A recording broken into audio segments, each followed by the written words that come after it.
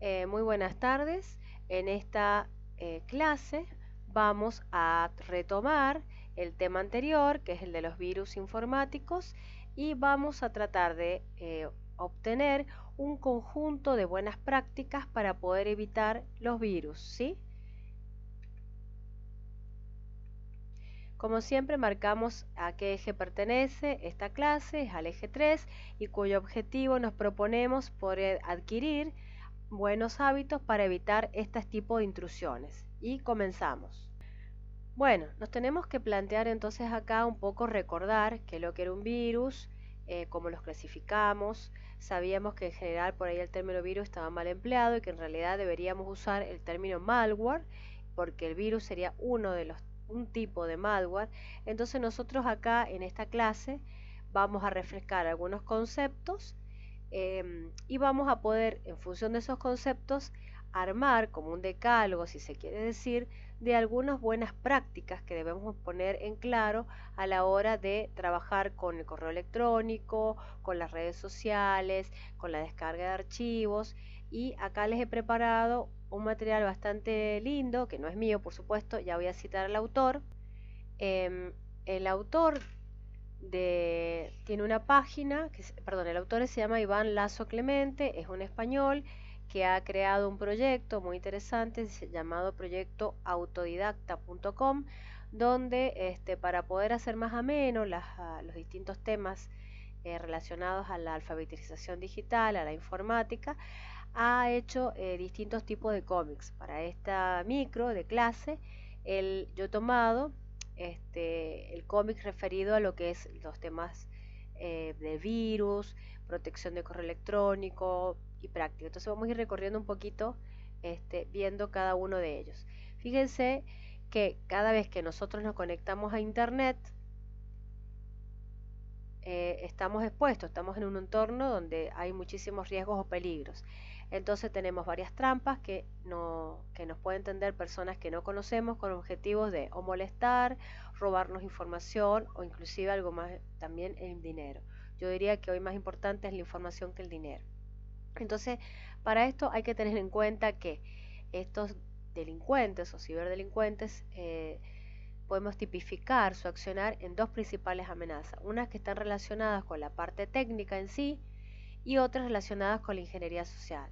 La parte técnica, bueno, a través de las intrusiones de archivos que tienen virus de tipo troyanos o de tipo gusanos, y eso es referido a lo técnico, bien informático, y por ahí no podemos manejar. Y otra, a través del sentido común de poder caer en la manipulación. Eso se llama entonces ingeniería social.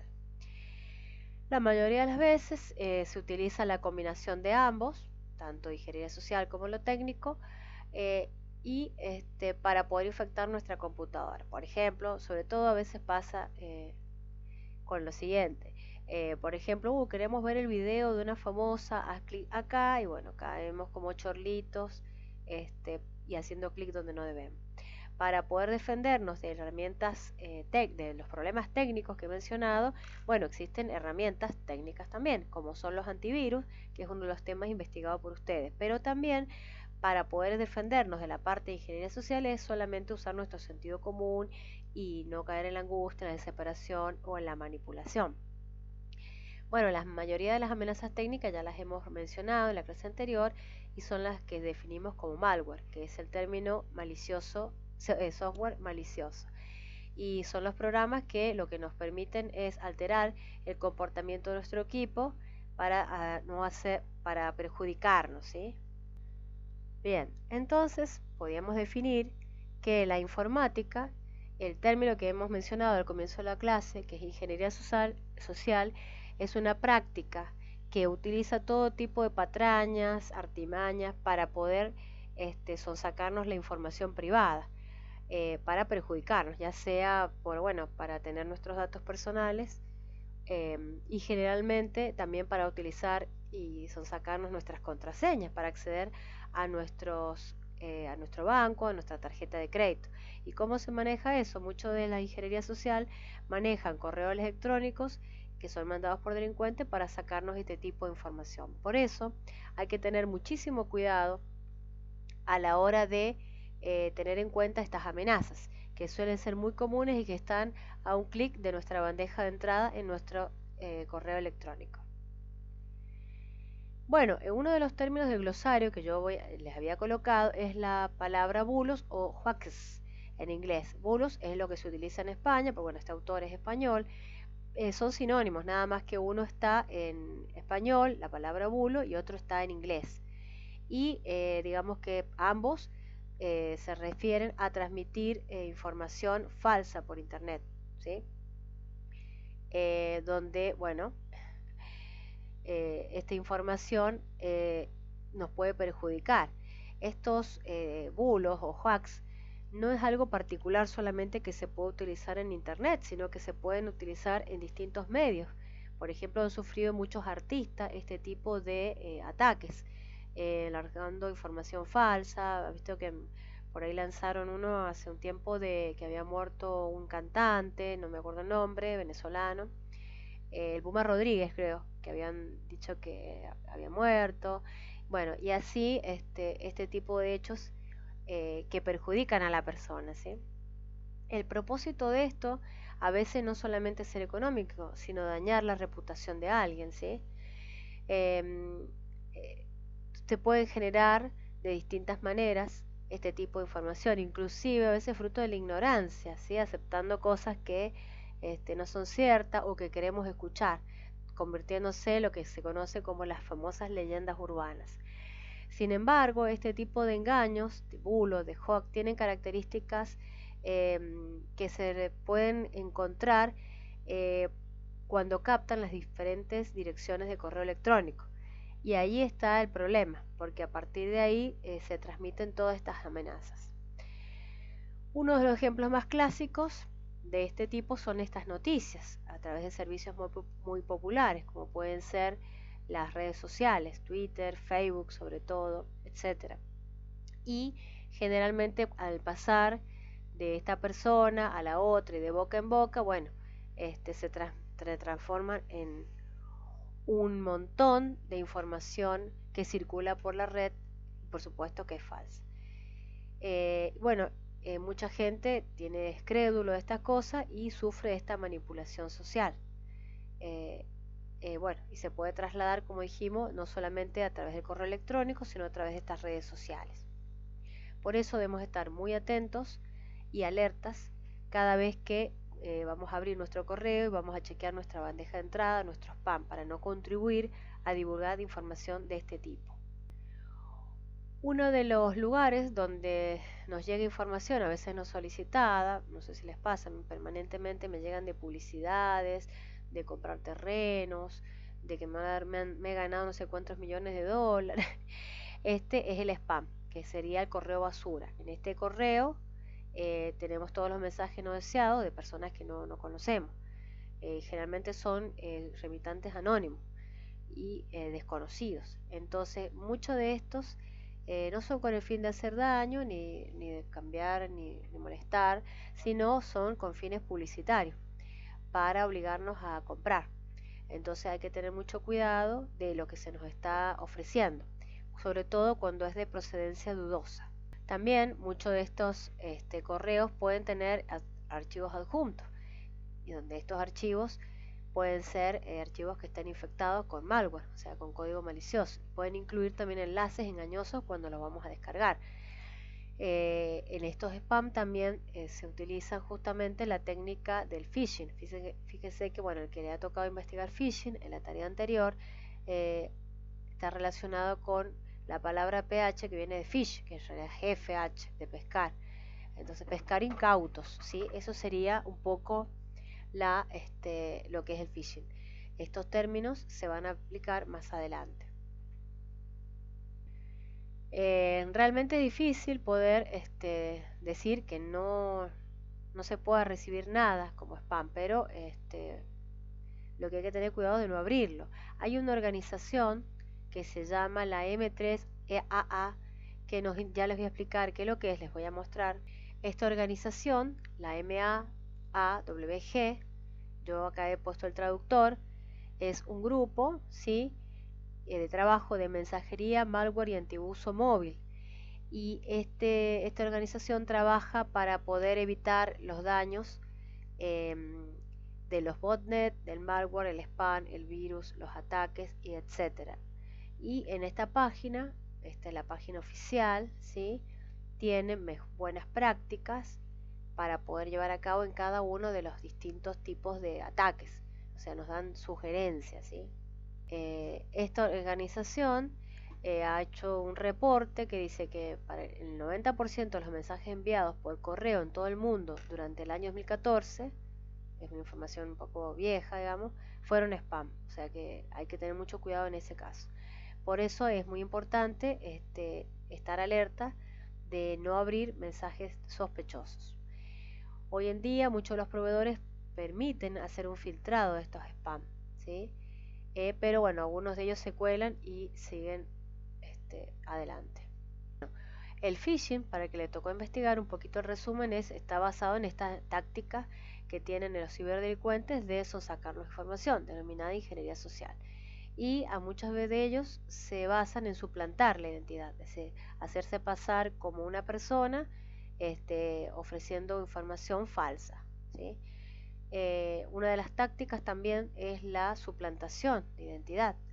En ella nos permite introducir información que, por ejemplo, en una página de un banco, donde está el logo del banco, la imagen corporativa del banco. Entonces uno, cuando ve eso, parece que es completamente legítima, pero en realidad es una página para cazar o pescar incautos. Por eso hay que tener mucho cuidado cuando nos llega en correo información del banco, no informativa, sino más bien de pedido de solicitud de ingresar cosas a la página. Y por supuesto, con el auge de las redes sociales han aparecido muchísimos intentos para poder revelar las contraseñas de nuestras redes, porque muchas de esas son las que nosotros utilizamos para todo. Entonces hay que tener, ya vamos a ver más adelante, las pautas. Por ejemplo, si vos no tenés el servicio de PayPal, de Mercado Libre, no sé si les ha pasado, pero a mí me ha llegado como que me van a clausurar o bloquear la cuenta de PayPal, que una sola vez en mi vida la ocupé, y me dicen que tengo que actualizar mis datos, y aparece un formulario donde yo debo ingresar todos los datos de las contraseñas, de las tarjetas de crédito, etcétera. Entonces ahí hay que tener muchísimo cuidado. Y no solamente eso, porque también pueden suplantar la identidad de nuestros contactos, mandárselo a nuestros contactos. Si alguno de nuestros contactos tiene comprometido su correo electrónico, bueno, es posible que también recibamos mensaje de él como que es él, en realidad es otra persona. Acá, por ejemplo, en el cómics dice, ¿para qué querías la contraseña que me pediste? Y el otro le contesta, yo no pedí nada. ¿Cómo? ¿Qué pasó? Bueno, entonces muchísimo cuidado con eso. ¿Qué otra cosita más? Hay varios métodos que son utilizados de manera muy generalizada, lo cual no quiere decir que no debamos estar alerta entre ellos, para poder reconocer los correos y la suplantación de identidad de gente que no conocemos. Bueno, otro término también que yo también desconocía, digamos, porque hay tanta terminología que en un lugar significa una cosa, en otro otra, es el término scam, que también está en el glosario, que posiblemente es más conocido como, o es más familiar conocerlo como las estafas. Generalmente se hace referencia a correos electrónicos por medio de los cuales se tratan de estafarnos económicamente, sacar un rédito económico, ofreciéndonos ciertas cosas, ¿sí? Que por supuesto son cosas utópicas y que para nada van a funcionar y que parecen milagrosas. Entonces hay que tener mucho cuidado con eso. Acá cita un ejemplo, bueno, en Nigeria, un país de África, que donde se pide que, por ejemplo, uno de los más conocidos es la llamada estafa nigeriana, al 419, un número que hace referencia a la sección de Código Penal de Nigeria y que trata todo sobre el fraude, ¿sí? En esto hay alguien poderoso que nos va a dar una fortuna y a cambio de que nosotros le ayudemos y hacemos ciertos desembolsos se nos va a dar una comisión. Por supuesto todo es falso, van dando dinero y nunca va a haber nada, ni lo que pusiste ni lo que te prometen. Hubo un tiempo que se hacían con premios, te ganaste un televisor y era por los celulares y tenías que pagar no sé qué cosa para que te dieran el premio. Bueno, muchas denuncias respecto a eso. Otros son manipulaciones sociales a través de ofrecimientos sexuales. Por ejemplo, acá hablaba un ejemplo de las novias rusas, donde una supuesta mujer te hace una oferta a través de correo electrónico, que después te va seduciendo y te va pidiendo, bueno, que para que la conozcas le ayudas a viajar, y bueno, uno va aportando dinero y nunca ve ni la novia ni el dinero. Por supuesto, lo que ya vimos anteriormente, la clasificación de malware como el término de software malicioso, y acá justamente lo aclara que el virus está mal, a veces mal denominado, porque dijimos que los virus son tan solo un tipo de malware, ¿sí? Entonces, en realidad deberíamos tomar por convención decir el malware como código malicioso y el virus una parte de él. Y cada tipo de malware está tipificado. Un poco acá un resumen de lo que vimos, y en base al funcionamiento se clasifican como virus que se van propagando, similar a la analogía de los virus biológicos, y hoy fácilmente podemos hacer esa analogía con el COVID y las distintas cepas, variantes de virus, los gusanos que se autorreplican, se reproducen. La clase anterior yo nombré los backdoor, las puertas de atrás que quedan abiertas, sobre todo en sistemas operativos como Windows. Cuando se ha hecho el desarrollo del sistema operativo, bueno, quedaron algunas cosas que no funcionaba bien, y después se hace una actualización para salvar esas puertas traseras abiertas. Los troyanos, los spyware y los rootkit. Algo muy interesante, bueno, los botnets, un tema de investigación para el que le toque este tema de las redes de computadoras, que se puede utilizar para el bien y para el mal. El AdWords para saturarnos de publicidad y comprar, y nos vuelve locos porque nos invaden con carteles. Y esto es muy importante, los keyloggers, eso no lo nombré en la clase pasada, que son cada vez que nosotros tecleamos nuestra computadora, cada código de tecla, ya sea minúscula o mayúscula, tienen un código ASCII que se traduce en código binario. Por eso vimos también código binario y cómo podemos guardar en el sistema binario el valor de esa tecla. Si apretado una A minúscula, tiene un código binario asociado. Y usted dice, bueno, ¿qué tiene que ver? Cuando nosotros colocamos la contraseña para nuestro home banking o para el correo electrónico, hay virus o espías, sería en este caso el keylogger, que están pispeando o espiando qué teclas apretamos para poder captar nuestras contraseñas. Y así hay un montón que nos saturan. Otros están relacionados con esa publicidad intrusiva, otros están relacionados para poder obtener las claves de nuestras tarjetas de crédito, nuestro home banking, y así otros simplemente para poder saber cuáles son las actividades a través de la web, hacia dónde navegamos. Por ejemplo, la gente que usa pornografía puede ser para hacer chantajes, ¿sí? Otros para interceptar comunicaciones, etcétera. Bueno, acá en la clase pasada, sin querer yo cuando grabé el video, no sé qué me pasó, pero no se grabó la primera parte. Se los he puesto como material en la ficha anterior, y también se los he subido a Classroom. Es un video que dura 3 minutos, no lo voy a repetir acá, pero se me fue al final del video y no se pudo apreciar. Pero el ransomware proviene de secuestro de datos y es también muy interesante. Y para poder ahora avanzar y decir, bueno, a ver, ¿qué debo hacer con todo esto? Tengo que tener buenas prácticas de seguridad. Las buenas prácticas a veces son utópicas, como la que nos plantea acá. No usar la misma contraseña en otros servicios. Es difícil porque tenemos tantas contraseñas para Facebook, para Twitter, los que tenemos muchas redes sociales, para Gmail, para una cuenta alternativa, para el home banking. Generalmente tratamos de relacionarlas, pero no es una buena práctica hacer esto. Entonces deberíamos tener una para cada servicio. Casi siempre una contraseña que sea única, muy diferenciada del resto de los demás lugares. Esa sería la buena práctica. Otra sería cambiar la contraseña de manera frecuente. Una de las reglas que nos podemos proponer es cada 6 meses, o sea 2 veces al año, cambiar la contraseña. En la vorágine de locura que tenemos de vida es difícil, seguramente se nos pasa, así que habría que agendarlo. Otra de los tips que se puede dar es que al menor indicio de que algo suceda o algo raro, alguna sospecha, es cambiar directamente la contraseña. Y la otra es no repetir la misma contraseña cambiando una variación de la anterior, que es lo que generalmente, bueno, yo hago o casi todos hacemos para poder seguirla recordando. Usamos la misma y le cambiamos la último dígito, los últimos dígitos del final o del comienzo, etcétera. Otra es no compartir las contraseñas, inclusive en los equipos donde trabajamos. Por ejemplo, si estamos en un equipo de trabajo compartido en una oficina, que en la mañana está uno, en la tarde está otro, bueno, ahí no hay que compartir las contraseñas. Inclusive se puede hacer para ingresar al sistema operativo Windows un usuario para cada uno, es lo correcto, ¿sí?